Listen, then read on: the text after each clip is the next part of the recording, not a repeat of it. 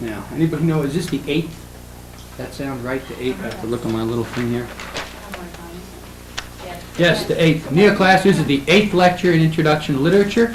Neoclassical and Metaphysical. You need 2 sets of papers to follow this. The first is the characteristics of metaphysical and neoclassical. And the second is this group of poems that starts with Love's Alchemy, The Flea, A Nocturnal upon St. Lucy's Day, The Bait, etc., all by John Donne. And To a Lady by Pope. And we seem to be missing 2 of them here. Oh, there, L'Allegro and Il Penseroso should be here too, but we don't seem to have it. Well, by the time those of you seeing the tape get to see the tape, those poems will probably also be included in this little package here, along with another one that nobody really has at the moment.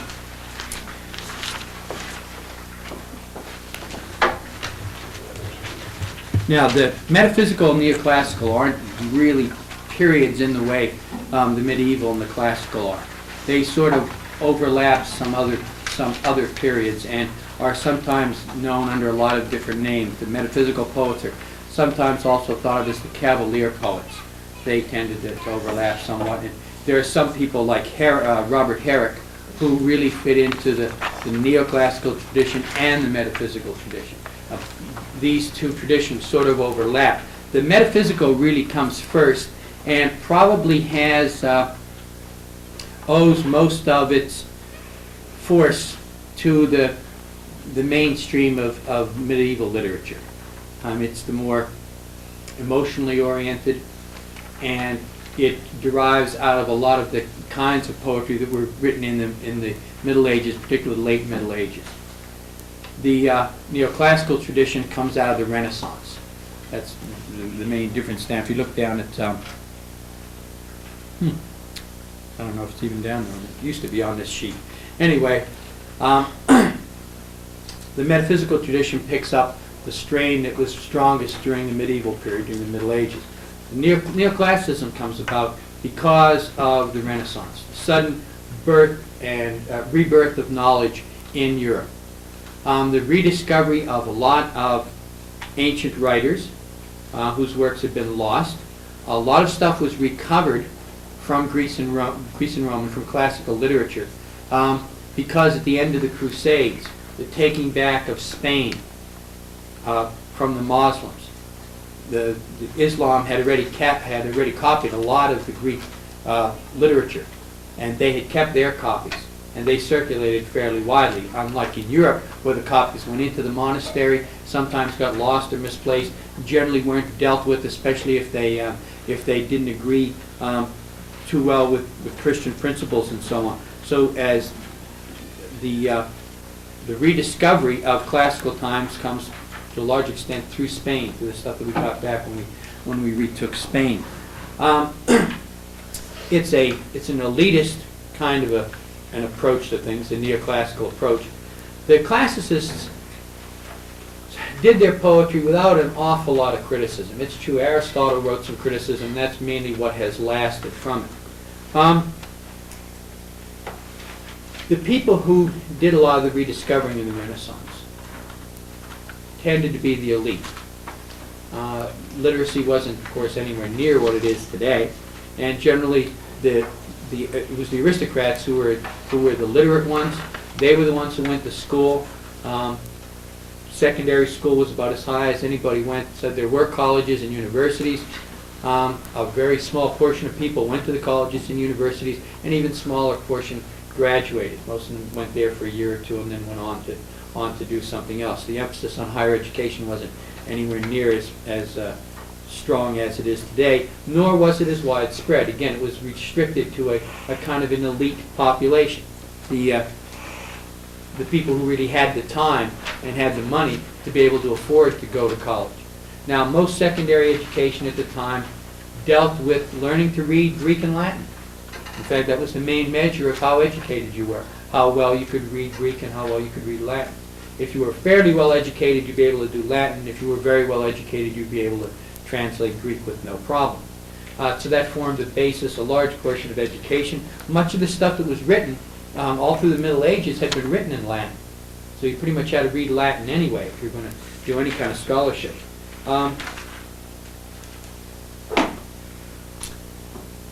This rediscovery, however, really serves more as a way to isolate the elite than anything else.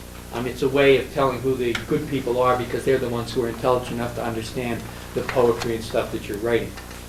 The classical tradition obviously did offer a whole lot of good ideas.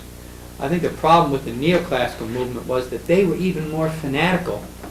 In fact, they were a lot more fanatical about the ideas of the classical tradition than the classical writers had been. In other words, classical writers were dealing with a tradition that was sort of alive while they were doing it. The neoclassicists are looking back at a tradition that's been dead for 1,500 years or whatever, 1,000 years or so. And what they did was they sort of idealized the classical period, far beyond probably what it deserves. But that momentum, the neoclassical movement is so important because it's still around today. It's neoclassicism that allows Princeton and Harvard and Yale and maybe Rutgers to look down on everybody else because they follow the classical tradition. They have a strong neoclassical orientation. If you can understand the stuff from Greece and Rome and the 16th, 17th century stuff that deals with Greece and Rome, you're obviously a better scholar and a more intelligent and a more worthy person than people who can't do that.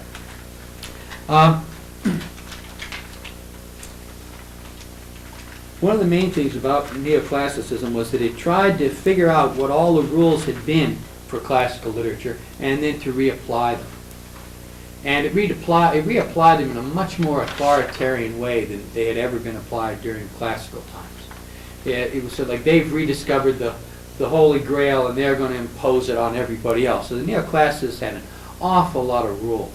Now, neoclassicism stretches over a fairly long period of time. It even really overlaps a lot of Shakespeare's time, even though the writers we'll be dealing with will be 1600s, which is about Shakespeare's time anyway. But it comes to its epitome probably under a guy named Dr. Johnson, who he was the literary arbiter of his times. He decided what had good taste, what was good poetry, what was worthwhile and what wasn't worthwhile. And he had very high standards and very elevated taste. And in fact, nothing ever pleased him. What he really was a great put-down artist. No matter what you brought him, no matter how good it was, he could find flaws in it. He could find some reason why it was really no good. He looked a lot like Charles Laughton, Mutiny on the Bounty. Huge guy, spent most of his time eating. In fact, if you look at his, there are parts out of his journal, and like almost every day starts with, "Found a good cut of meat today." You know, it's always filled with what he had to eat that day. Eating was a big deal to him. Naturally, being a neoclassicist, you could sort of see that. He was an intellectual. The other sensual pleasures didn't attract him nearly as much. The Cavalier poets, the metaphysicals, they didn't hang out in restaurants. They hung out in brothels, hung out in poorhouses. That was where they spent most of their time. They were partiers. Sex was the most important thing for them. Well, love was the most important thing, but sex was almost synonymous with love for them. So to them, eating was just, you just ate to get up enough energy to go back to lovemaking. But to Dr. Johnson, eating was the real goal of life. That and being able to play with your brains and put down other people's ideas. Neoclassicism should be largely associated with snobbery because it is the basis of most literary snobbery that still exists. And the neoclassicists, most of them were snobs. They were elitists. They saw themselves as the best possible people, the most intelligent people, and so they were better than everybody else. So they were it was perfectly all right for them to look down on the rest of humanity. The rest of us weren't as good, and the proof of how good we were was in how well we exercised our intellects, and the measure of how well you exercised your intellect was how well you can read Greek and Latin. Their approach to poetry, the two approaches to poetry, are very much different. The metaphysical takes up the old emotional poetry of the Middle Ages, and the neoclassical, of course, reaches all the way back to Greece and Rome, which was primarily intellectual. The function of poetry in the Middle Ages was to remind people about the memento mori, about death being constantly present, to remind them about the ideals that they should all live up to. The function of poetry in classical, and especially in neoclassical times, is primarily consolation.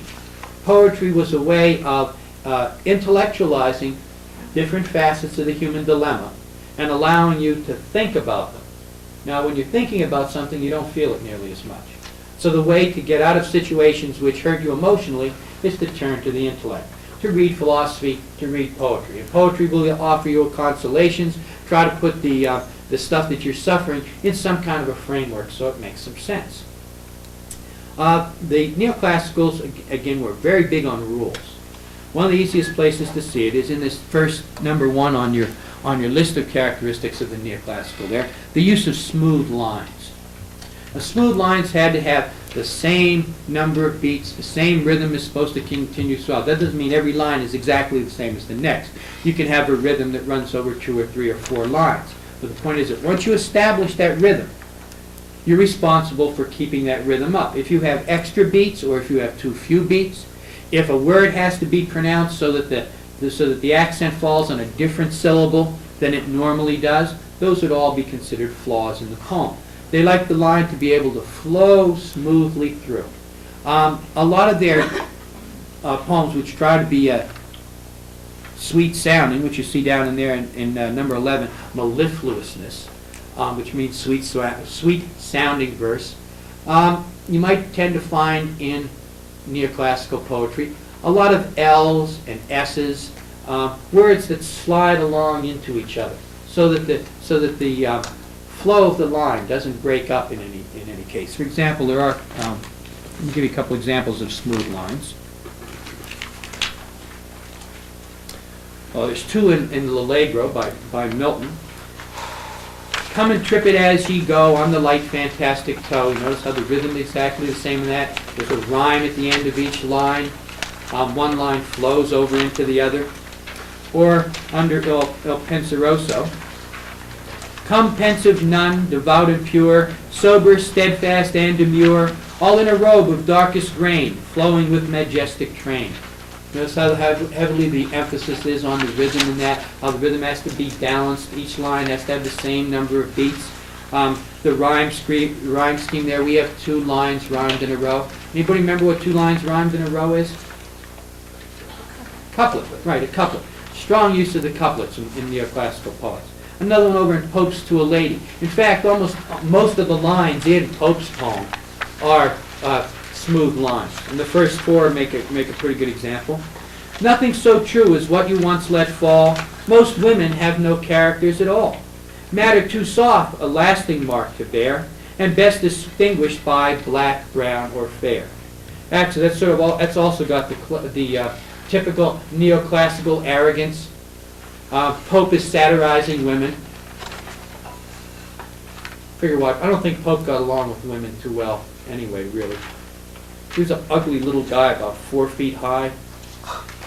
Can't imagine anybody being attracted to him anyway, so naturally he's putting down women. And you can see what he's saying in this poem is that what you said once, he's saying to whoever this poem is addressed to, is really true. Women have no character. They're made up of an intellect which is so soft and so undeveloped that it won't take the lasting mold of discipline or training. So character is considered to be a result of training and discipline. This is all part of that classical tradition. And what he's saying is women don't have any character. They have personality, but they don't have character, which is a much higher and more noble form of personality. And the reason for that, of course, is that they're not made of the sterner stuff that men are made of. And when you distinguish them, you should mainly distinguish them on the basis of what color their hair is. They have no other real dimensions other than that. But those are smooth lines because, again, the ideas are relatively easy to understand. They flow right through. They're not broken up, as you'll see when we get the strong lines. Here's another couple. Now conscience chills her, and now passion burns, and atheism and religion take their turns. Again, no extra beats in that. Smooth use of the couplet again. Or a little bit further down, he's talking about a particular woman here who part of the time is having a good time and fooling around and basically living the decadent life, and then she continually keeps switching back to being penitent over what she's done and being remorseful. And then the remorse wears off and she goes back to having fun, and then she goes back to, being sorry for her sins and so on. And the one woman that he's talking about here, he's saying that now she's married, and she's married to an aristocrat, so she's a lady and she has a name. But she used to be a prostitute. And when she was a prostitute, she was just as that. She was even more arrogant then. See sin in state, majestically drunk, proud as a peeress, prouder as a punk. Chaste to her husband, frank to all beside, a teeming mistress, but a barren bride. Let's see, she's unfaithful to her husband. Anybody else can have her, but he can't. And he wants children, of course. That's part of the obligation of marriage. She can't have any by him, but she keeps having them by her lovers. What then? Let blood and body bear the fault. Her head's untouched, the noble seat of thought. Says, well, she may have had all of these lovers, but that's her body. Her brain is still above that, and it's her brain that keeps repenting for what she does. But again, you notice the use of the couplet there, the heavy emphasis on a fixed meter that flows through. Now, to compare that, we might look at some strong lines, where the neoclassical tradition emphasized beauty, harmony. Remember, everything in the poem ought to belong in the poem. There ought not to be things in it that are tangential to it. There ought not to be things in the poem. If it's a poem that's primarily serious, then there shouldn't be any content. There shouldn't be any humor in the poem. If the poem is about an elevated subject, there shouldn't be any commonplace objects and so on in the poem. Unity. Everything in the poem ought to go towards the same direction. We'll see some poems that we don't have copied there, probably in the small group. The use of the sonnet, which is a whole number of rules. 14 lines have to be laid out in a pattern of 8 and 6. But they're an intellectual composition too. In other words, the idea is presented in the first part of the stanza. It's developed with some examples in the second part of the poem, and then in the last part of the poem, a conclusion is off, a solution to the problem is offered, or some way of being able to live with the problem if it's insoluble. In other words, it's an intellectual exercise, and it's all supposed to flow through very smoothly. Everything in it goes towards a single point. It has to have proportion. It should be balanced. Again, we've got couplets here, rhymes in each line. Now, the metaphysical poets, on the other hand, like strong lines. Their idea was that it's the impact of the line that counts. The force the emotional force with which it hits the reader is far more important than whether or not it follows any kind of fixed form. And they made their lines intentionally rough. Let me give you an example of a couple. This is a poem called The Flea, and this is a good example of metaphysical conceit. And in this flea are two bloods mingled be. Notice I was taking the verb out and put it at the end. In fact, it talks there about one of the ways to pick out a metaphysical line is on the basis of its syntax. Remember we had the effective syntax earlier, that the order of the words determines their emphasis and their meaning, that there are different places in the line that get heavy emphasis. The end of the line gets more emphasis than the middle gets more emphasis than the beginning. Different kinds of words got different emphasis than other kinds of words.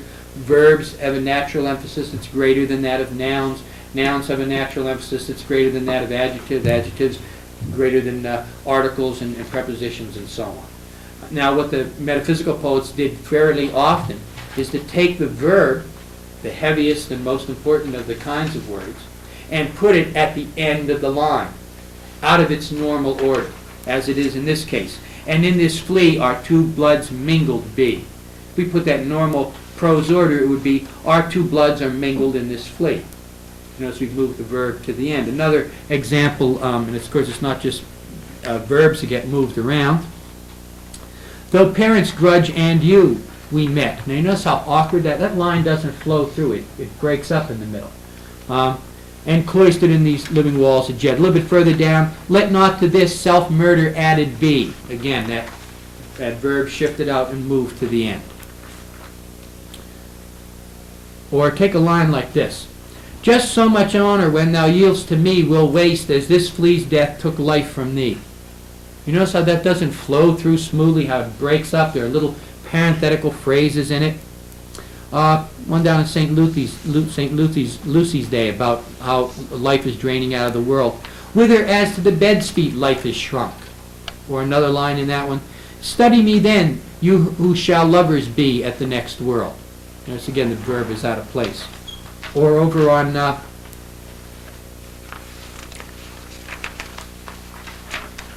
second part of St. Lucy's Day, down around line 40. The goat, at this time the goat is run to fetch new lust and give it you. Not give it to you, but give it you. So this word's dropped out. The lines are choppy and tend to break up. There's another one, find here. Donne has a religious poem, which is called Batter My Heart, Three-Person. Oh, here it is. The first line in that, batter my heart, three-person God, for you as yet but knock, breathe, shine, and seek to mend. Notice how that line is broken up. Now, the tendency to break lines up is something that the metaphysical poets did all the time. They did it intentionally.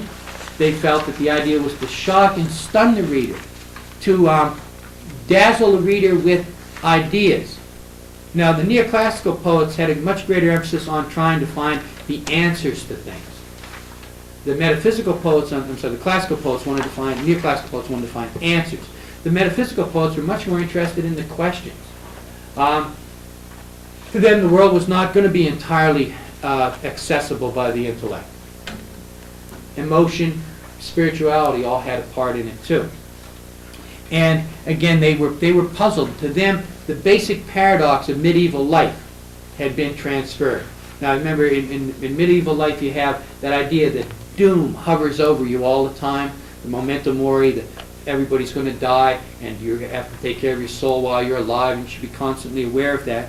And yet the joy of the world. We had those two kinds of medieval lyrics, the one that was so happy about being springtime, and the other religious lyric that was warning about the nature of death. Well, that paradox, the fact that life cannot really be fully apprehended or fully enjoyed and appreciated unless we recognize the existence of death, is a paradox, a seemingly contradictory statement, that gets carried over into the metaphysical tradition.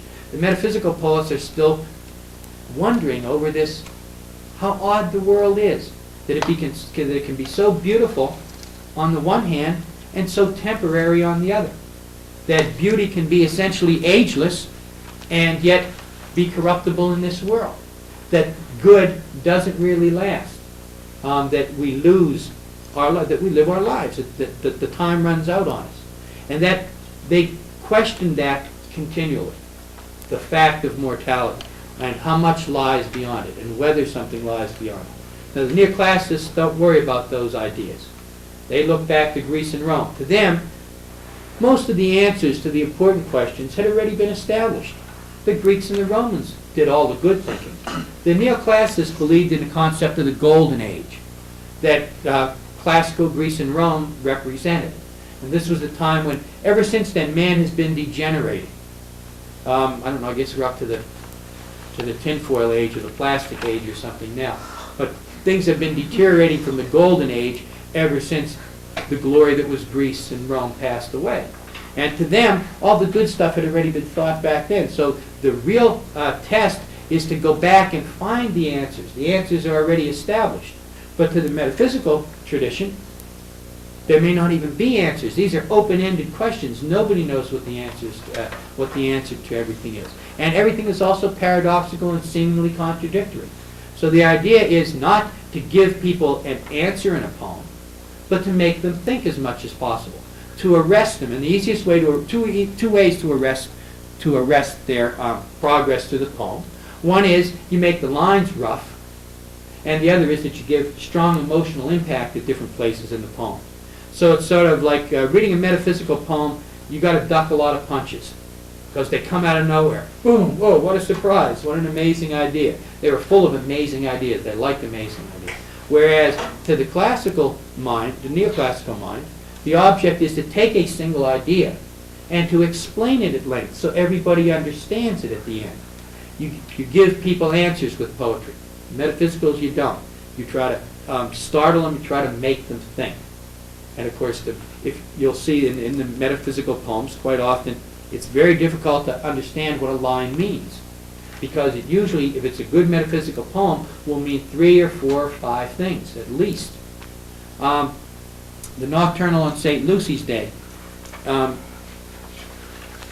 Depending on how you read that, it's either a poem about St. Lucy and the reverence shown for her day, the shortest day in the year, or it's an erotic poem about a guy who's going off to see his mistress, depending on how you read some of the words in the poem. Because they're very big on puns. Now, Shakespeare's time had been big on puns.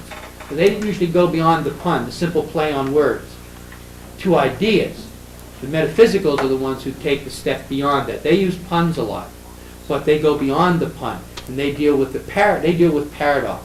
Rather than a play on words, they deal with a play on ideas. You have to rethink some of the things that you already believe when you read a metaphysical poem. You can see in number 2, really part of the main distinction between them that I'm making. That is that the neoclassical tradition believes that a poem ought to be apprehendable. You ought to be able to understand the poem when you're finished it. You ought to be able to do that on one reading, assuming, of course, that you're fairly bright to begin with and that you have a decent background in classical literature. So in other words, if you know all the classical myths and so on, you'll be able to read through these poems and understand them the first shot. And that's exactly what they expected a poem ought to be like. It ought to be apprehendable at one reading. Now the metaphysical poets felt exactly the opposite. They said, if you can read a poem and get everything out of it the first time through, that's not much of a poem.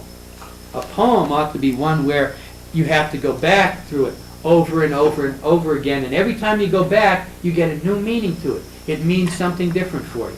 The idea is to have a lot of meanings in a poem, not one single one. And the function of poetry is to let people think about those ideas and pick and choose between what you're presenting, not to give them a single, to present them with the truth, which is, of course, what neoclassicism is always looking for, the single truth and an explanation of that truth. Can you stop that a second? I suppose we should expect that the place will be under construction some part of the time. In any case, the metaphysical poets, they used a lot of complexity in their poems because they wanted to create a lot of different meanings. And they felt, again, that the object was to create as many meanings as you could, because the world was a place that was rich in meaning. And it was also rich in paradox. The world, to the metaphysical poet, seemed to be filled with things which on the surface looked contradictory, but yet which had an underlying unity to them all. And the idea was to present things in their variety and tie them together in such a way that when the person got finished reading it, they could see that even though the world seems to be very disparate and very separated and going in a lot of different directions, there's an underlying unity that holds everything together in the poem as well as in life. The neoclassical, as you can see from number 3, applauded erudition. Erudition is scholarship, how scholarly you are. Now you can see why the neoclassical tradition would emphasize that. If all the good stuff has been done in Greece and Rome, then the way to find the good stuff is to be able to dig into that literature. The further you have dug into that literature, and the more you know, the more trivia you can dig up, the more information, the more truth is available to you. So naturally, the better people are the more scholarly people, the people who have read as much of what's left of Greece and Rome as they could possibly get their hands on, and who remember it and who continually reapply it. So scholarship is very strongly emphasized. The other thing, of course, is that they rewarded the esoteric. All the neoclassicists prided themselves on their scholarship. But the best of those are the ones who know the esoteric, what is known only to the initiate. In other words, if you could find some obscure, minor Latin poet and had read them and could quote from them very easily, everybody was just enormously impressed with that. They said, boy, this guy knows even more than we know. And in fact, that carries on all the way up to the 20th century. I've mentioned T.S. Eliot a number of times. he's a modern neoclassicist. He starts out his poem with a quote from Greek into Greek, and then he translates it in a footnote into Latin. He doesn't translate it into English because he doesn't want the peons reading his poems anyway. He wants intelligent intellectuals reading his poems, and you don't have to translate. Now, sometimes he'll start out with a quote in Latin, and he'll translate that into Italian. But that's as far as he goes. He doesn't translate into English very often because he feels that these poems are really aimed at the upper level of people in the world. And also, he quotes a lot in his, in fact, that's another characteristic of neoclassical poetry, quoting from a whole lot of different sources and areas, making allusions, not just to the Greek and Roman, but to all areas of knowledge. The more knowledge you have, the more information you have, the better person you are as far as the neoclassical tradition is concerned. Eliot was, everybody was just really impressed with Eliot because he could quote from the Golden Bough by Fraser and all these obscure books on the mystical that nobody else had read at Eliot's time. And everybody looked at that and said, boy, what a great scholar this guy must be. In fact, that's not really true. It's no harder to read obscure books by minor Latin poets and remember what they had to say than to read any other set of books. In other words, all of us, if we quoted from the books that we've read all of our life, could seem very erudite, because it's no easier to remember one quote really than it is to remember another. Most people are a lot better educated in that regard than they think they are. The problem is a lot of inferiority, feelings of inferiority, come from not knowing about the classical tradition. Because there's always the classicists who are always sitting up there looking at the rest of us and going, they don't read Latin, they don't read Greek, they don't know the myths. What good are they? They must be idiots. Because everybody who's not an idiot knows all of this stuff. And of course, that if you accept the neoclassical tradition, you're probably going to feel bad about yourself. You're going to think, well, I'm not very well read, and I don't know very much because I don't know all this stuff from the classical tradition. In fact, you know an equal amount, but you know it out of a different tradition. It just doesn't have the high valuation it had to the neoclassicists. There's a tendency for people, I guess maybe particularly in the 20th century, to be impressed with stuff they don't understand. In other words, somebody writes a poem and you pick it up and read it. Most people, and don't understand it, most people's reaction is, this guy must really be a genius because I don't know what the hell's going on here. In fact, if he's a good, from the neoclassical tradition, you ought to be able to understand it the first time you read it. Being obscure doesn't necessarily mean that you have a greater intellect. In other words, if you read a poem and you don't understand it, that doesn't mean that you're necessarily inferior to the writing of the poem. What it means is that he read on this shelf and you read on that shelf. And he's setting up what he's read, which may happen to have a classical bent to it, as being superior to everything else. In fact, the Romantic tradition has just as much to offer, maybe even more. Now, instead of erudition, instead of scholarship and learning, the intellect again, the metaphysicals like individuality. You notice that there's a real jawbreaker there in number 3 too. A taste for the idiosyncratic to the point of obscurity in conceits. Let me take them one at a time. A conceit is a conception, generally a comparison of ideas or a comparison of an idea to an object of some sort. Idiosyncratic means of the person, little oddities of speech, little quirks of putting words together that separate one poet within a tradition from another poet within that tradition. In other words, the things that we discussed under style, the things that are the individual coming through. And things can be so individual in a metaphysical poem that the reader might not even really understand what's going on. It doesn't bother the metaphysical poet in the least. You're bewildered at the end of the poem? Good. That means you got to read it, and you'll read it again, and you'll think about it. In other words, the metaphysicals, in a way, maybe we're doing similar to what the classicists were doing, but from a different approach. The classicists said, we'll give you this poem, we'll make it easy to understand, and then you'll know what the truth is. Whereas the metaphysicals said, we'll give you all the questions, and you'll figure them out for yourself. If we gave you the answer, you might remember the answer, or you might just forget it, because you didn't do anything to earn it. But this way, you're going to have to puzzle it out to yourself. When you come to an answer, it will be your answer. and it will be valuable because of the time and effort you have put into getting that answer. So when they made things idiosyncratic, their main belief was that the poet expresses himself, and the reader takes what he can out of that, depending on what he brings to it. In other words, the metaphysical poet writes a poem and it will work on 8 different levels. If you know about magic, you'll understand the poem one way. If you know about agriculture, you'll understand the poem in a different way. If you're strong into religion, you'll understand the poem a different way. So there's all different ways to understand it. The emphasis is in a way put on, it's a higher estimate of the individual in the metaphysical. Because what it says essentially is that you can figure it out. You can arrive at the truth. See how that's left over from the Middle Ages and the idea of the good knight and so on, and the emphasis on the individual. The neoclassicist really sort of underestimates everybody's intelligence. It says, I'll give it to you in a way that everybody ought to be able to understand it. Then you'll have it. Now the techniques that they use to do this varied. The most important technique among the metaphysicals is the metaphysical conceit. The most important technique among the classicists is the classical illusion. Now, an illusion, you remember, is a reference to anything outside of the work.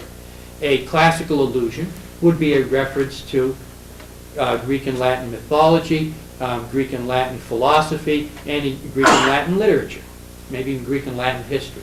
All references to anything that happened in Greece and Rome would be classical illusions. Now, they worked as a kind of shorthand.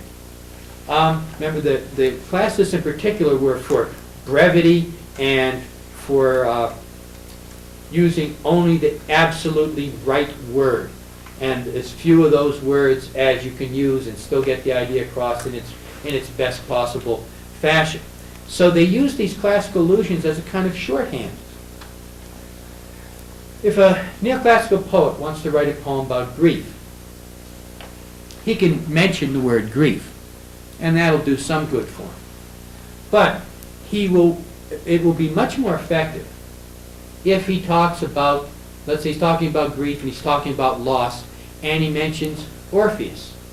Now all he has to do is say Orpheus's name. Because as soon as he says Orpheus's name, all the classical readers automatically bring the whole myth of Orpheus to mind. Now Orpheus is married to Eurydice. Eurydice dies. She goes down underground to the land of the dead. Orpheus is the rock and roll star of his time. He plays a lyre. He's really good at it.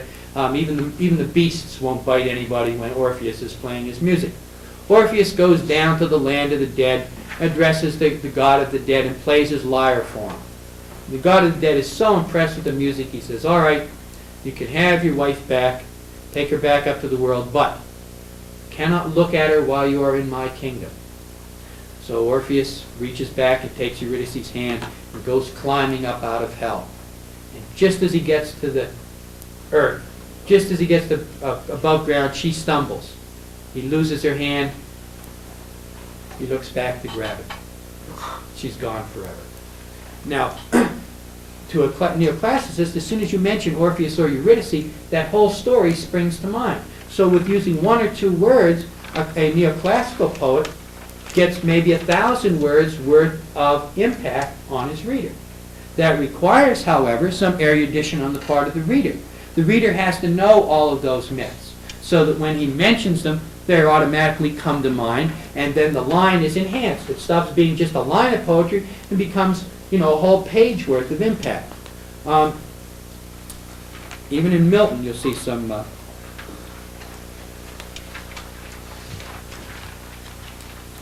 references. I think you got L'Allegro, right?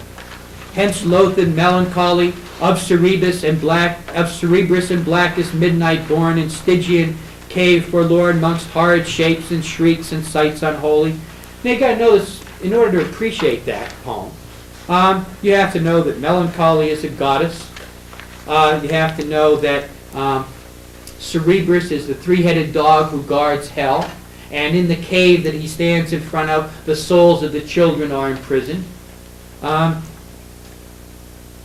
You have to know these are the Stygian caves. That's the river Styx. The river Styx flows through the land of the dead. So in other words, each time a neoclassical reader hits one of those things, they have a whole story pop into their mind. Those of us who are not classically oriented don't have that happen. But you can see how it was an effective technique for the classicists to use. It allowed them. Now, Pope is doing a lot of satirizing in his poem, but he still makes some references to Greek and Latin and mythology. In fact, quite a few of them. And he puts the names. Now, as he's satirizing all the different, what he thinks are the different types of women, he gives them names out of, some of them are out of the Latin, literature. For example, into a lady. Here Phania leering on her own good man, and there a naked Leda with a swan. Leda is one of the. She's the mother of, let's see, I think it's Castor and Pollux and Helen of Troy, and she's seduced by Zeus in the form of a swan. So that's the story that the reference is being made to there. Phania, you notice from the footnote at the bottom, was the name of a Roman adulteress. And so he's using that name. Now, he doesn't just say, he wants to attack this one particular woman. And he could have just called her an adulteress. He could have just called her a slut. But he doesn't. By using the name Phania, he brings up a whole story out of Roman literature, which makes her not just somebody whose virtue is questionable, but brings in a whole story of a particular person whose virtue was questionable. So in other words, it makes her seem even worse than she would to us because we don't know the story as much. And when he makes up names, as he does as he goes through the poem, the names are, for example, over, let's see, Narcissa, over on the next page, down around line 50-something. Narcissa's nature, tolerably mild, to make a wash would hardly stew a child. A little satire there. A wash is, in other words, in order to make her makeup, to make her the wash that she puts on her face at night to keep her freckles in such a way, she wouldn't cook up a live child to do it. See, there was the idea that if you, a lot of black magic at the time, some of the potions that you made up, you had to have the fat of a newborn babe, so you had to kill a newborn babe. And he's saying, well, she wouldn't do that to look good looking. She'd come awfully close, though. Narcissa is a reference to Narcissus. Narcissus is a god who was so beautiful, he fell in love with his image in the pond, his reflection in the pond, and pined away. And I think he leaned over to touch it and falls in and drowns. I think that's the way it goes. Well, he takes the Greek myth of Narcissus, and by calling her Narcissa, we know that she's one of those people who's so vain about the way that she looks. And then he compounds that by saying, well, she wouldn't really cook up a child to make herself a good facial. But there's really a question about whether she would or not. So again, even when he's making up names, the names that he makes up come out of that classical tradition and conjure up a whole series of associations, a whole story that's connected with him. We get her character. In one word, he's able to establish her character entirely just by the references that he knew his audience would be able to put with that particular word. Now, the metaphysical, on the other hand, use a different technique. They use the metaphysical conceit, which I think is spelled right on yours, but isn't spelled right on the old form that I have here. Is it M-E-T-A? Good, good. Now, the metaphysical conceit, remember, a conceit is the comparison. And to the metaphysical poets, the further apart two things being compared were, the better. They liked to startle people with how unusual a comparison they could make. Generally, an idea is compared to an object. The object is usually commonplace. Or it may be, sometimes the biblical allusions are also used by metaphysical poets. In other words, when a metaphysical poet wants a source of authority, unlike the classicist or the neoclassicist, who would reach back to Horace or Aristotle or whoever, the metaphysical poet, when he needs a source of authority, will generally reach back to the Bible and quote from that as his source of authority. Bible, Christianity dominated the Middle Ages. You can see how it comes out again in the metaphysical tradition. Now, in order to enlarge on that, you notice that the example given there is John Donne comparing love with a flea. Whereas in the classical tradition, if you wanted to talk about love, you really had to compare it to a rose. In fact, the classical tradition would have allowed you to compare it to two different kinds of roses, a white rose or a red rose. each of which for the classicists symbolized a different kind of love. There were three basic kinds of love. Eros. Eros is sensual love. Very hard to distinguish between eros and lust. And physical love. Love that involves sex. Again, would be symbolized by a red rose. And anytime you want to talk about that in the classical tradition or the neoclassical tradition, you had to use a red rose. If you wanted to talk about the other kind of love, agape. And agape is spiritual love. There's no sex involved in this. Now, early in the Middle Ages, remember that whole chivalric tradition?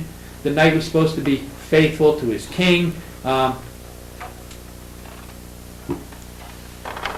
else was supposed to? Anyway, the third thing. The second thing dropped out of my head. But the third thing that he had to be faithful to was his true love. And they would, of course, declare their love for one another, and then the knight would go off and perform courageous deeds that would allow him to come back and claim his true love.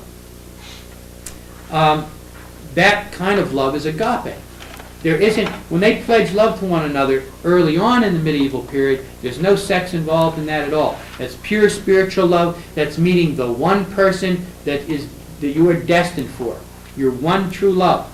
The person, in fact, when they pledged their love to one another, what they pledged, beside earthly fidelity, was that was the person who you would stand up with on Judgment Day. That's the person who you would be married to for eternity. And even though you may never have actually gotten to the marriage ceremony, you would be committed when God calls everybody up on Judgment, that you would stand together and rise and fall as one. So it's not just a pledging of love, but it's an eternal pledging of love. It's a pledging of love to the one person that you would be meant and destined for. The early, more idealistic part of the Middle Ages emphasized very strongly agape. There's a third kind of love called caritas, which translates charity. And that's the generalized love of mankind. That doesn't focus in on one individual. And while that was the kind of love that theology tended to deal with, but the poetry tended to deal with agape or with eros. Agape is strongest early on in the Middle Ages. As we pass out of the Middle Ages towards the metaphysical, especially the latter part of the Middle Ages, eros becomes the love that everybody's looking for. This goes back to a part of the classical tradition that comes under Ovid. Ovid had written a whole lot of poems which were about sensual love, in which the emphasis was on the lovemaking and not on the eternal bond between the two people, which doesn't really develop until later. In fact, I don't think there are any classical poets who write love letters to their wives. They're always if they write love letters to a wife, it's always somebody else's wife. And the love poems are always written to their mistress, and they always emphasize the physical side of love, the attraction between them. They generally also emphasize the fickleness of the mistress and how much suffering they have undergone at her hands because she is so fickle.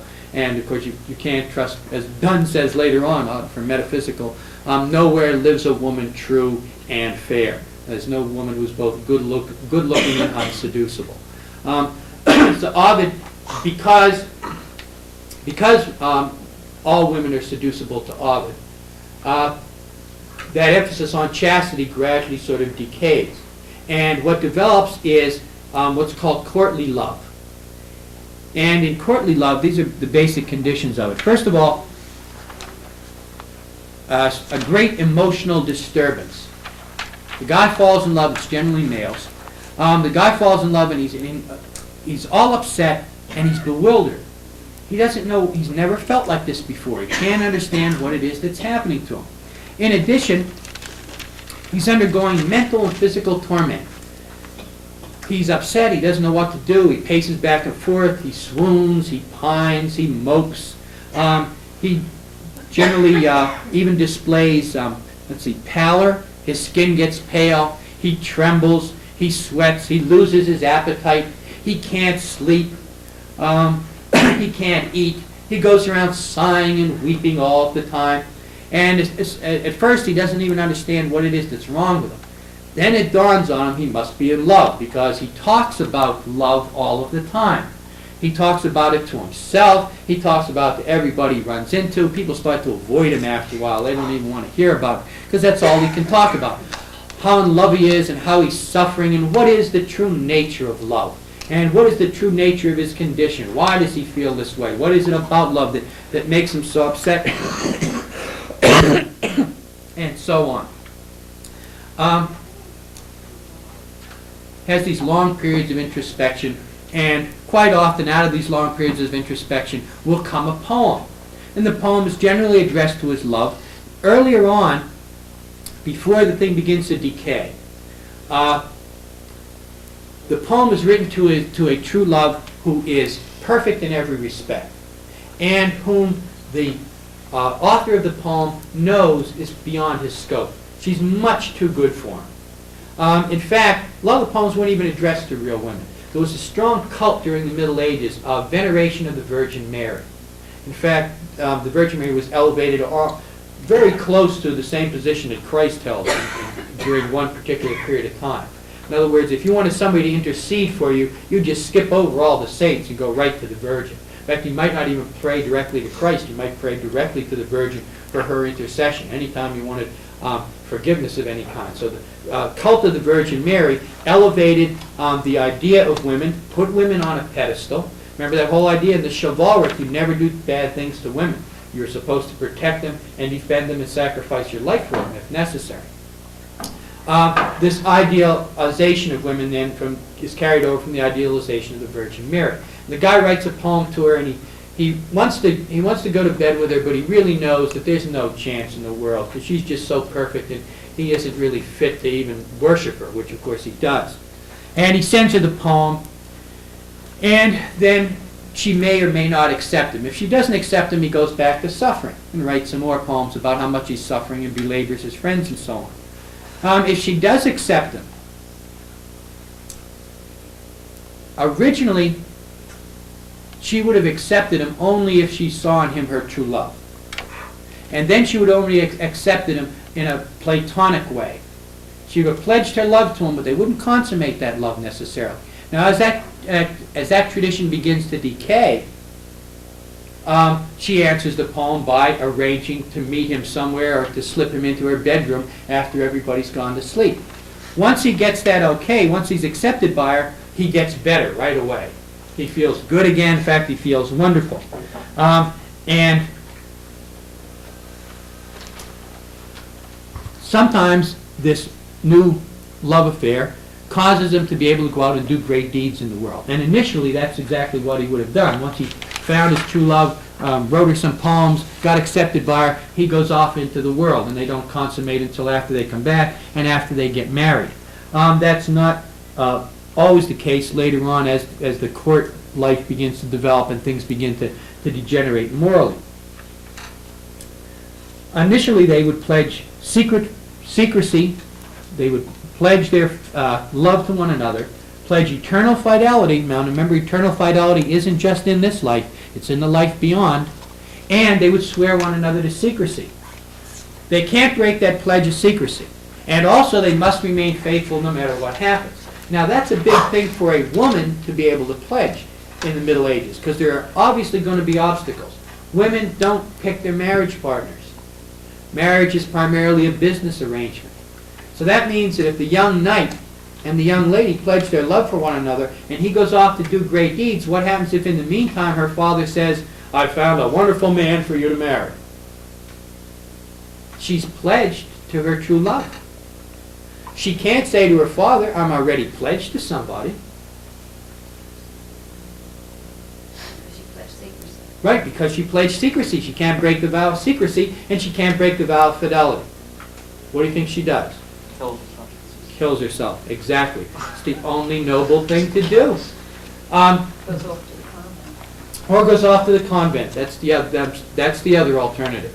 She can refuse to get married, and then her father will send her to a convent if he doesn't in fact beat her up and force her into the marriage anyway. She can go to a convent or she can commit suicide, but those are her only two alternatives. And when she goes to the convent, that's it. I mean, when the grand knight comes back, she doesn't come out of the convent. When you go into the convent, you have to go through a series of orders, and you become a nun. You marry Christ. Now, it may be on Judgment Day. You don't stop. When she goes to the convent, she doesn't stop loving her true love. She still loves him just as much as before. But she knows they will never get together on earth now. So they get to suffer nobly. And noble suffering is it's a very big thing in the Middle Ages. You'll see it come back when we get to Romanticism eventually. Also, as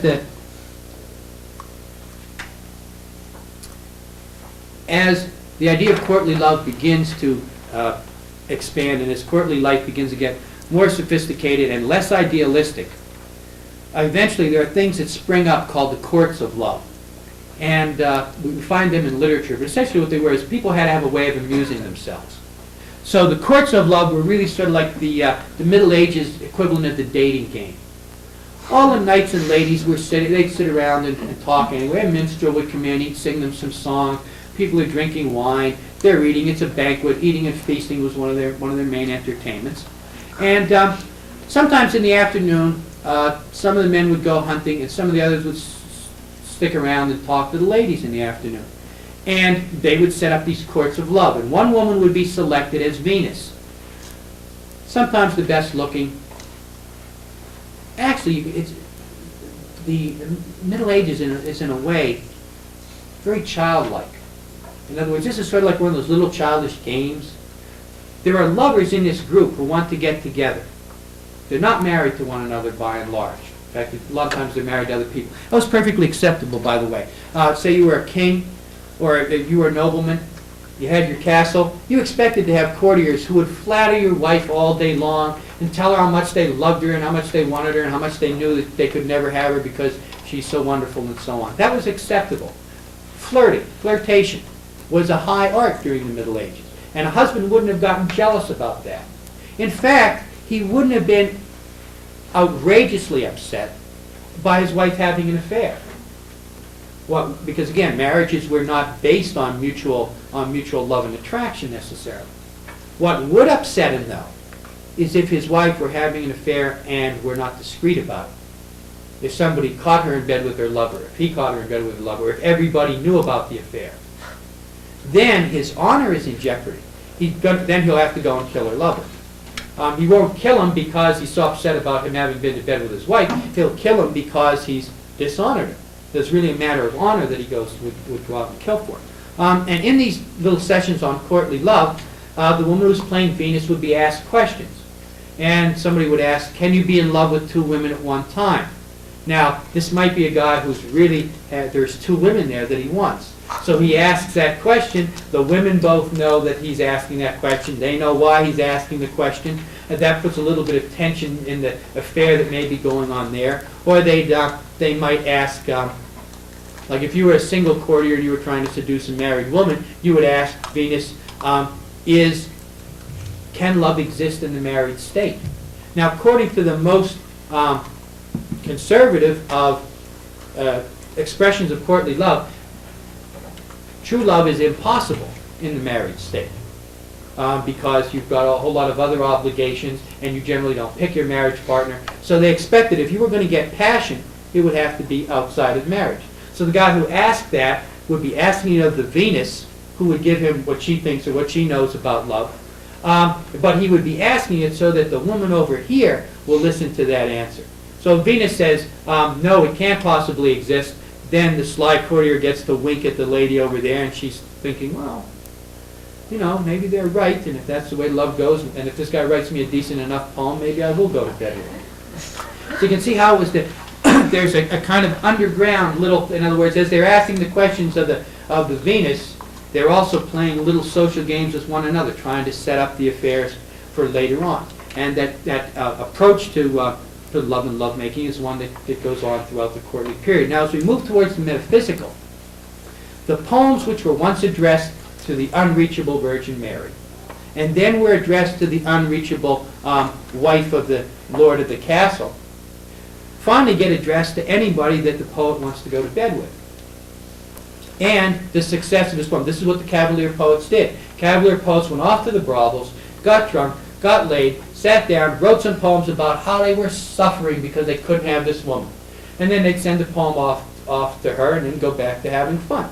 And if she answered the poem, if she accepted him, once he'd been to bed with her, the Cavalier poet lost all interest in her. You know, it was the Groucho Marx thing. I wouldn't want to be a member of any club that would have me for a member. How can this woman be perfect if I can seduce her? If she's not perfect, she's not worth worshiping. Let me go on and find another one who is perfect. So there are a whole lot of, as part of the metaphysical poems, these little poems that are written for seduction. And that's what the flea is. The flea is written to this guy who's talking to a girl he wants to go to bed with. And she's resisting, of course, because to her, the equivalent of a man's honor would have been a woman's virginity. So if she gives that up, it's a big loss. She's making a real commitment if she goes to bed with him. So what he does is he compares a flea, which is around. Now, remember, there's Middle Ages and even later on, things are not exactly filthy by modern standards, but there is no running water. So personal hygiene is certainly not up to the standards that it's up to now. So people did have lice and so on. And they lived with animals, so fleas were fairly commonplace. So he's sitting and talking to her and he says, "Mark but this flea, and mark in this how little that which thou deniest me is." You notice how complex that line is? That's definitely metaphysical diction. He's saying, take a look at this flea, and from the flea I'm going to explain to you how little your virginity, which you won't give up to me, that's what she's denying him, going to bed with him, I'm going to show you how little that's really worth. Me it sucked first, and now sucks thee. And in this flea are two bloods mingled be. He's both of them. Confess it. This cannot be said a sin or shame or loss of maidenhead. See, the mingling of their bloods is another name for marriage, and a mingling of their bloods would be another euphemism for sex. So he's saying, our bloods are already mingled, we've already gotten together in the flea, and you haven't been shamed by this, you haven't lost your maidenhead by this, you're not unsaleable. See, once you stopped being virgin, you had no more market price. Everybody wanted to marry a virgin. That goes all the way up to the 19th century, where if you weren't virgin, you could not get married. So he's saying, so she's got a big potential loss here, so she's certainly hanging back, she's not agreeing to it right away. Yet it enjoys before it woo, that is, before the flea courted you, it already had you. Also, why do you expect me to spend so much time courting you? And this, alas, is more than we would do. There's also a pun in there, because the flea is filled with two bloods. It's also like being pregnant. And pampered swells with one blood made of two, just the way a woman would. And this, alas, is more than we would do. If they don't get together and go to bed, she'll never be pregnant. She'll never be like the flea, although they don't really want her to be pregnant anyway. Oh, stay, 3 lives and 1 flea spare. She threatens to kill the flea. We almost, nay, more than married are. This flea is you and I, and this our marriage bed and marriage temple is. See, we're going to unite our 2 bloodlines anyway in getting married, and here are our 2 bloodlines already united. Though parents grudge, that is, though parents grudge their meeting and getting together, and you, she also doesn't want them to get together. We are met cloistered in these living walls of jet. We're living inside the black shell of the flea. Though use make you apt to kill me, that is, habit, the way you usually use me, makes you everything you do tears me up, makes me feel terrible. And though it's habitual for you to make me feel bad, let not to this self-murder added be. In other words, if she kills the flea, because her blood is in the flea, she's killing herself. And killing yourself is one of the ultimate crimes in the Middle Ages, because suicides couldn't get buried on sacred ground. Also, though use makes you apt to kill me, use also had sexual connotations at the time the poem was written. And sacrilege. See, it's a sacrilege because she couldn't be buried on holy ground if she commits suicide. 3 sins in killing 3. If she kills a flea, she kills the flea, him, and her, who are wedded in the flea. Cruel and sudden, hast thou since purpled thy nail in blood of innocence? She kills the flea. She squeezes it and kills it, so the blood is on her nail. In what could this flea guilty be, except in that drop which it sucked from thee? Notice how the rhythm sort of breaks down in that line. Metaphysical poets didn't care if the rhythm broke down. He's saying, now what can the flea be guilty of? It can't be guilty in itself. It must be the guilt that it inherited from you in your blood. Yet thou triumphest, and say that thou find not thyself nor me the weaker now. In other words, she says, well, if we're really wedded in this flea, how come we don't feel like we've lost anything since I've killed it? And of course he one-ups her on that. He says, 'tis true. Then learn how false fears be. Just so much honor, when thou yieldst to me, will waste as this flea's death took life from thee. Notice how complex the syntax there is? We turn that around into a normal prose sentence. It would say, when you yield to me, when you go to bed with me, you'll lose no more honor. Just so much honor will be wasted as this flea took life from thee.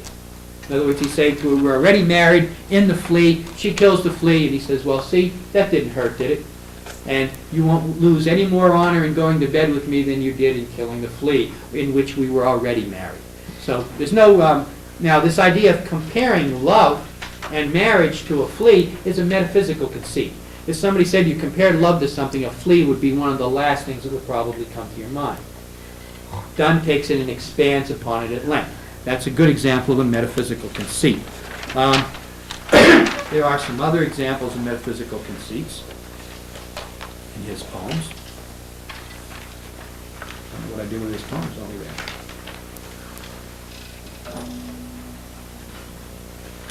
Talks about the hydroptic earth having drunk up all the general balm, all the liquid in the world, that is the pathologically thirsty earth, comparing the earth to a thirsty man. That would be a metaphysical conceit. Over on, in part of the St. Lucy's Day, he said, I by love's limerick am the grave of all. That's nothing. Nothing is the grave of all, and he's the grave of all, comparing himself to a grave. That would be a metaphysical conceit. The reason that these metaphysical conceits work, the reason why you can connect an idea and an object which seems totally unconnected to it, is because of the Middle Ages, the medieval idea of the great web of being. Everything is arranged, everything is interconnected in the world.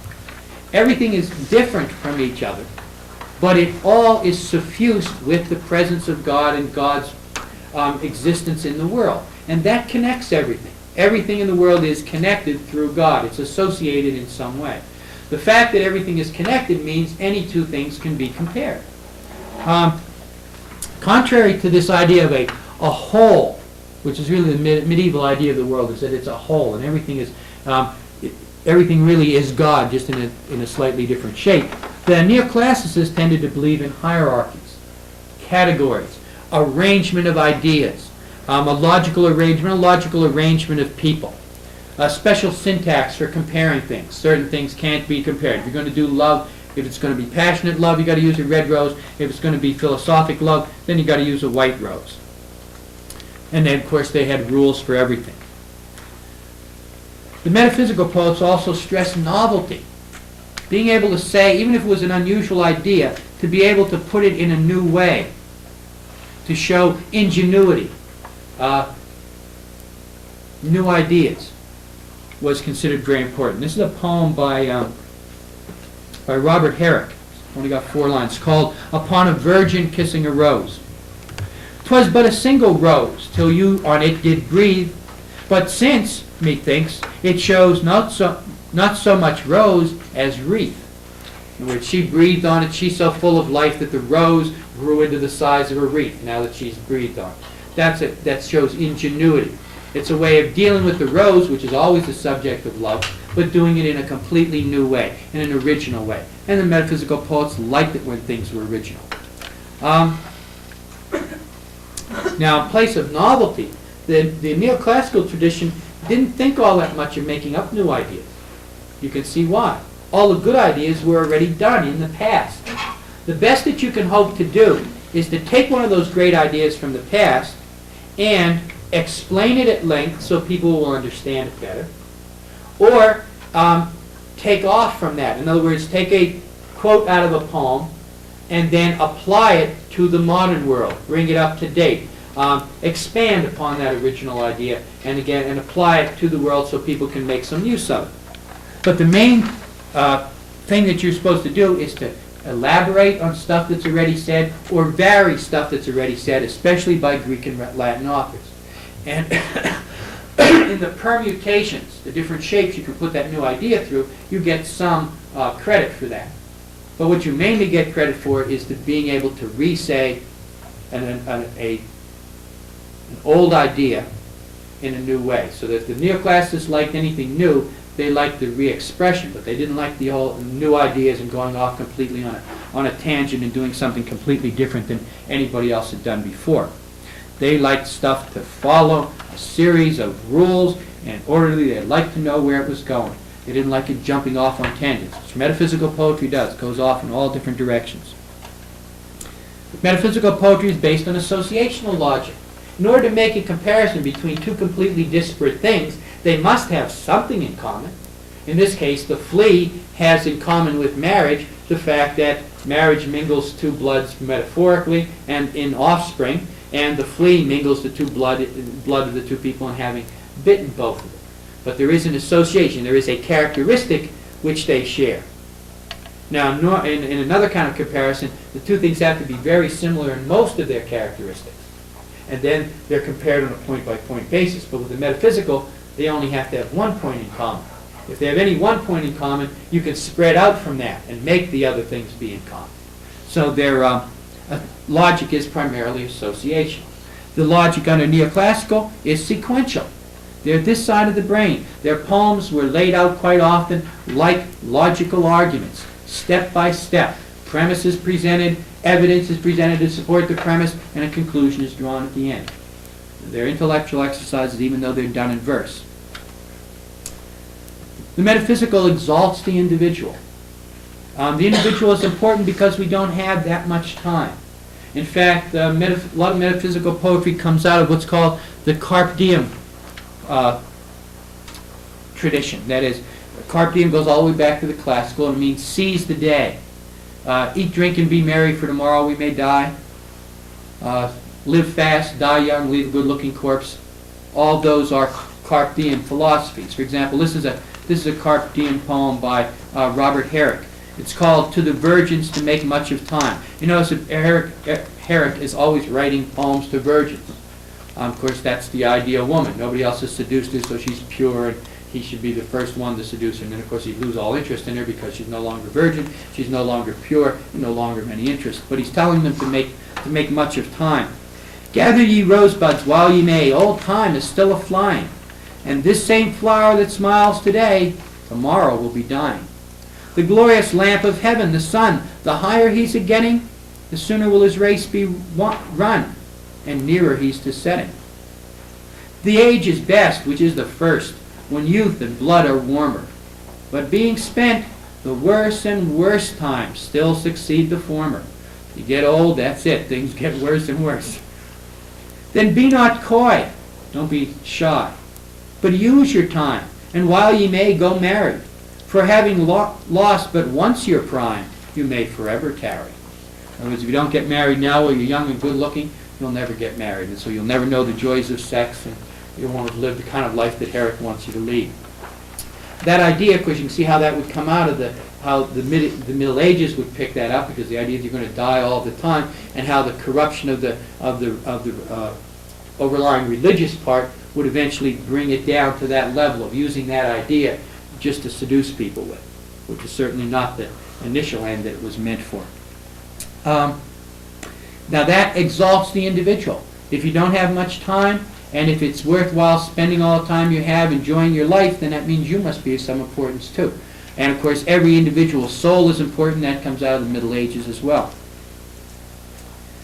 Personal experience and perception. If you're going to write love poems, you can't write generalized love poems. They're not going to be effective. You have to make them come out of your own person. And that whole idea of courtly love, and the poems that were written around courtly love, the Petrarchan sonnets, all are based on this. You know, how much I'm suffering because the woman I want won't give in to me. If you're going to write poems which, again, are love poems, they have to be personal. They have to be based on the physical and psychological processes that you're going through. And that's, of course, what the poems were about, how love makes people suffer and what kinds of suffering there is.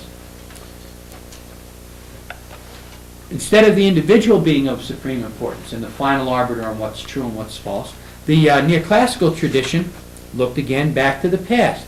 They exalted ancient wisdom rather than the individual. Metaphysical allows you your opinion. In fact, you have to form your opinion of the poem. You're the one who decides what it means. But to the neoclassical, all the real wisdom comes out of the past. So all you can do is represent this stuff from the golden age.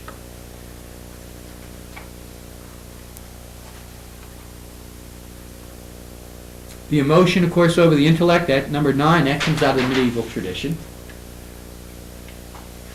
Also, you can see how poetry that's aimed towards love and is aimed towards passion, even more than love, would be one that would definitely emphasize the emotion over the intellect, although the metaphysical poets definitely bring the intellect in. I mean, you've got to do a lot of thinking and puzzling to read through their poems, but there's always a passion in it, even when it's a religious poem. Remember the religious lyric, when the turf is thy tower, and so on. Well, springtime isn't coming in. The secular lyric that we had turns into these kind of poems. The love poems, poems of passion. The medieval lyric, when the metaphysicals get their hands on it, turns into a poem about the passion and the necessity for having an emotional commitment to God. So Dunn writes this poem called Batter My Heart, Three-Person God. Three-person God because it's a Trinity, the Jehovah, Christ, and the Holy Ghost. And what he asks God to do is, what he essentially says in the poem is that God so far in trying to convert him has been too gentle, and it's been nice, and has been trying to mend him.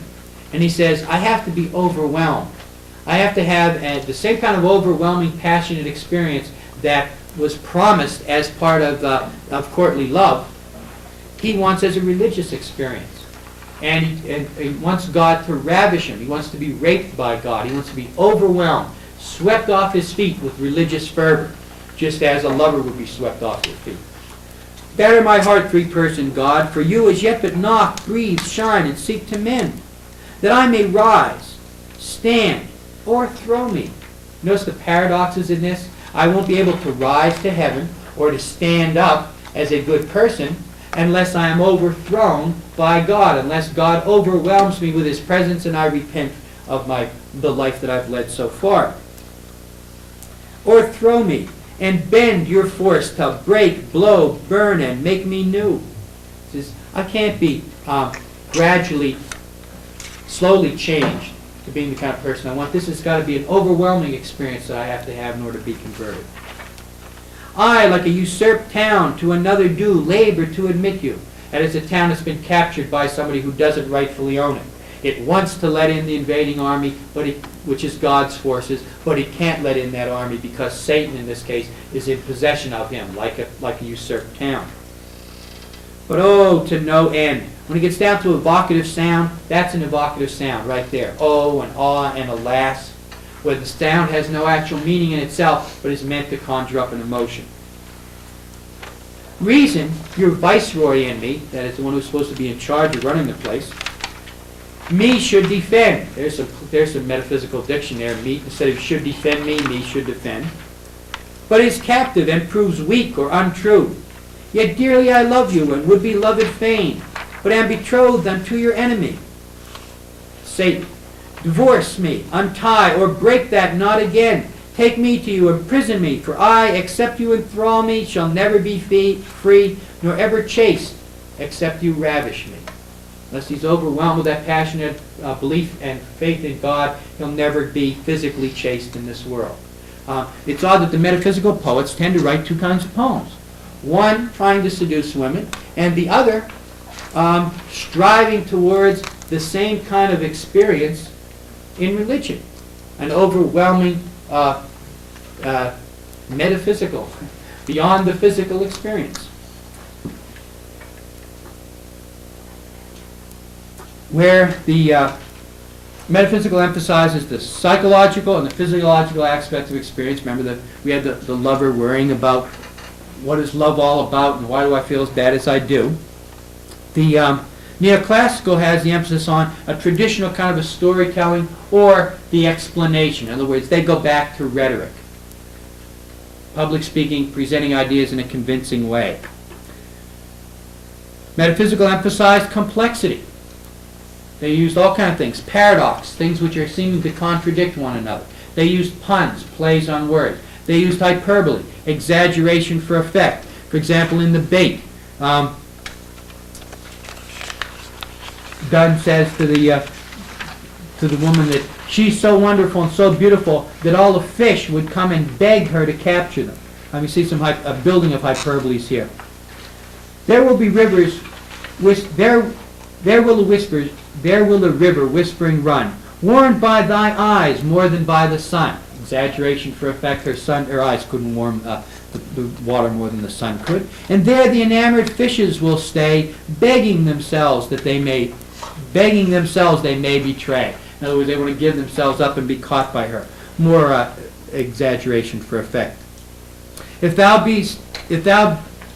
to be so seen beest loath, that is, if you don't want to be seen by sun or moon, thou darkenest both. In her presence, the sun and the moon are dark, as she's so bright. Again, more use of hyperbole, exaggeration for effect. Convoluted syntax, puns, anything that slows the reader down, that adds more meanings to the poem, the metaphysical thought was good and important. Instead, the neoclassicists emphasized harmony. They emphasized rhyme and fixed meter. If you have a pattern in their poem, they want that pattern to be the same all the way through the poem, and preferably it ought to be an easy pattern like a series of couplets rhyming through the poem. In fact, when you look at, if you looked at To a Lady, you'd notice that the first few stanzas of that are not in couplets. They go A, B, B, A, C, D, E, C, D, D, E, E, C. And then they start going into couplets. And where they break between the two is where we have a break in the meaning of the poem. He's introduced the question in this one rhyme scheme, then he changes in the simpler one to develop it. In other words, the form of a poem is parallel to the content of a poem. Evocative sound was those ohs and ahs and any sound which conjures up a feeling in itself. Metaphysical poets, later romantic poets, had a tendency to put words in a poem for no other reason that they liked the sounds of the words. The words sounded like exotic places or whatever. Wait, what's O's and O's? Evocative sound. Evocative sound. And again, any long words which, it's really the sound of the word that does the function rather than the intellectual content of the word. Onomatopoeia. All onomatopoeias would be evocative sound. Very good. Logical, eloquent sense instead of evocative. You don't have as much evocative sound in the neoclassicists. You don't see them going oh and ah and alas all the time because they don't like emotion in a poem. The intellect should dominate in a poem. Well, if you've got an intellectual poet, he can't be going gasping and sighing and stuff all throughout the poem. So you don't find much of that. Instead you find those eloquent sense. In other words, the best possible word to express that idea. They would criticize a word as not being the best word. Whereas, whatever word, the metaphysical poet's idea on that was, if it works, it's good. If it doesn't work, well, it's all right anyway because you gave it a good shot. Experimental and experiential. Metaphysical poems are based on experience, on what the poet is feeling. Heavy emphasis on feelings and ideas and what he's going through. It's experiential because it's generally based on an experience which he has just undergone. As opposed to that, the classical poem is authoritarian. It's not based on necessarily the experience of the poet, but on his understanding of an idea presented sometime in the past. And it's precise. It gets right to the point. It doesn't go off on tangents. It hasn't got a lot of extra words. Metaphysical poetry is speculative. It doesn't always know the answers. It asks questions. It's open-ended questions, questions to which there may not even be an answer. On the other hand, the neoclassical is exploratory. They want a point-by-point understanding of some doctrine proposed by the classical tradition. Metaphysical poetry tends to be democratic and equalitarian. It's a little bit less so in the case of Donne because the poems that you're writing to seduce ladies at court, they're all well-to-do. So in Donne it might be a little bit less democratic, but for the most part it emphasizes the worth of the individual regardless of his station. And and equalitarian, all people being equal. In fact, women and men are fairly equal. They're not at all equal when we get to neoclassicism, as you can see from that thing by Alexander Pope. Now, he made fun of men, too, but you wouldn't find a poem making fun of women in the Middle Ages. Remember, women were put up on a pedestal. Neoclassicism tends to be aristocratic. It's the upper classes that can go to college. They're the ones who can learn Greek and Latin, so naturally they're the ones who are going to be most inclined to be neoclassical. Also, it's elitist.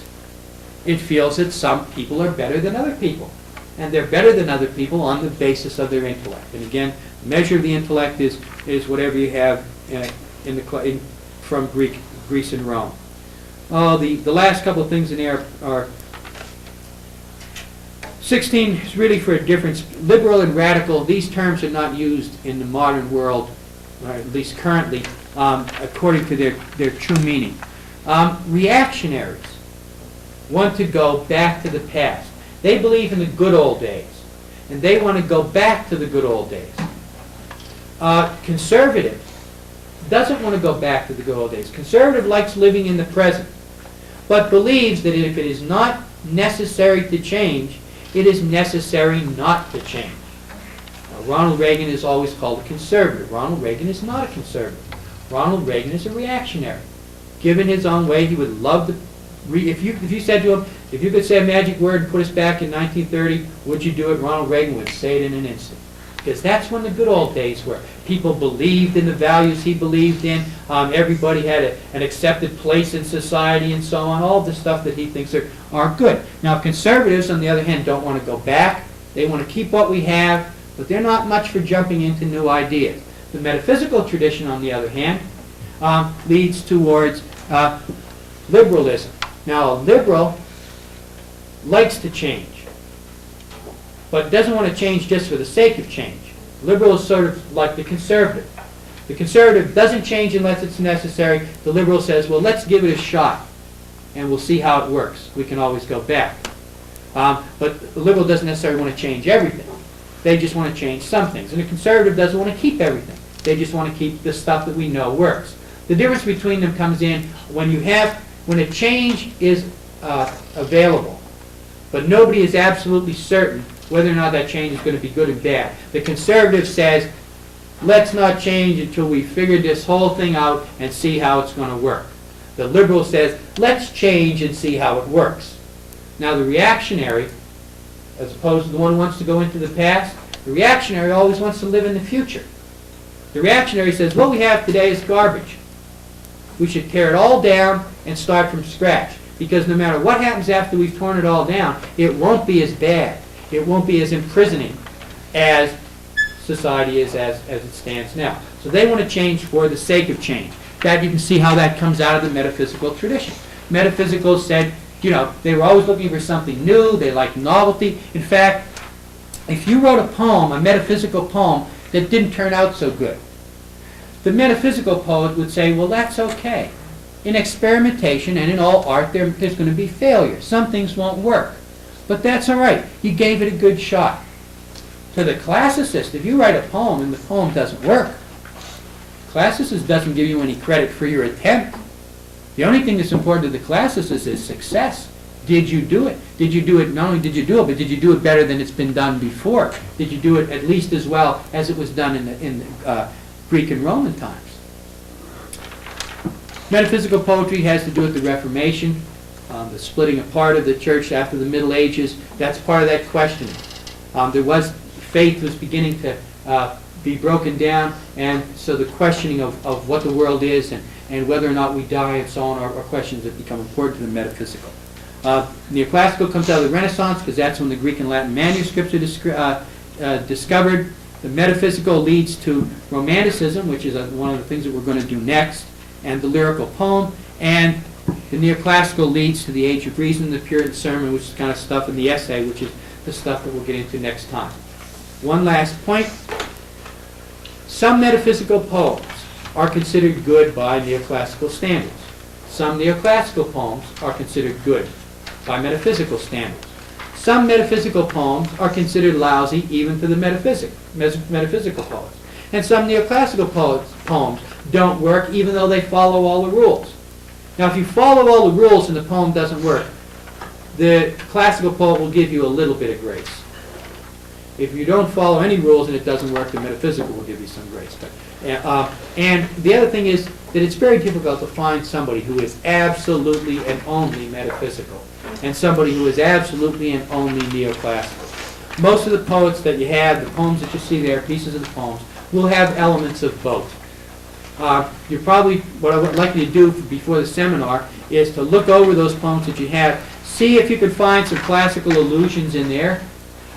See if you can find some other classical elements in the two Milton poems, L'Allegro and El Penseroso, if you have both of them. I'm not sure you do.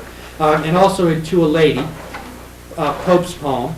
And then to look in the poems by Donne and see if you can find some metaphysical conceits, some metaphysical syntax where it's twisted around, and some of the other characteristics which are discussed under the metaphysical.